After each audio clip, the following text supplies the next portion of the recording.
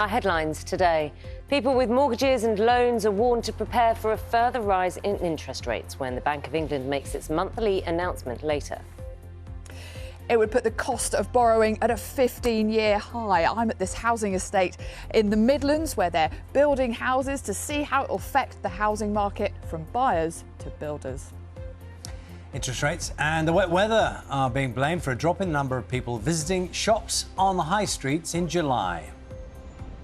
And good morning from Glasgow, where the sun is almost shining, blue skies, and where the biggest single cycling event in history gets underway today. And I'll be finding out about some of the events you may not have seen before. Freddie Mercury, as you may not have seen him before. We visit the new exhibition which reveals the personal side of the flamboyant rock star. Let's bring you up to date with the papers today. Now, The Guardian is amongst many which are leading with Donald Trump.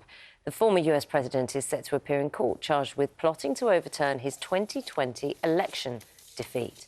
And the Metro is leading with Rishi Sunak, hinting that he may not call a general election before January 2025. These are comments he made during an LBC listener phoning yesterday morning.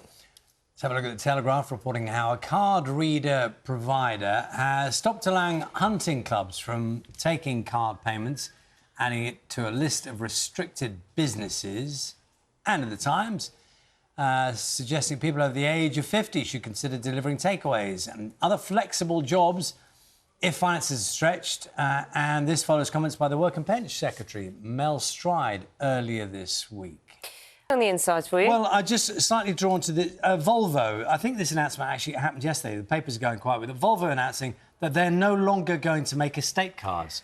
The Volvo estate, you know, is kind of one of those things, just like Volvo estate cars, everything's OK in the world. Well, I'm exaggerating, obviously, but... It offers some reassurance. There was a picture in one of the papers of one of the 1960s Volvos. Do you remember a friend of mine's dad got one of those, a Volvo estate? Yeah. And in those days, all wrong, obviously, but about 12 of us would get into it at the same time, you know, jam the car in the boot. Yeah. There were no laws in those days. And the thing I remember about it vividly... There were laws. The thing I remember about it vividly was that it used to have a speedometer. You know, traditionally, speedometers now go round like a clock. Yeah. It had a speedometer that was an arrow that kind of... It started at 0 and just arrowed its way across as the speed went up, which was... We used to think was incredibly exciting because it was like a much better visual... It's like a big red arrow came across the top of the screen, went like that, and then as you slowed down, obviously it dropped back down again. We'd always sitting there, glued.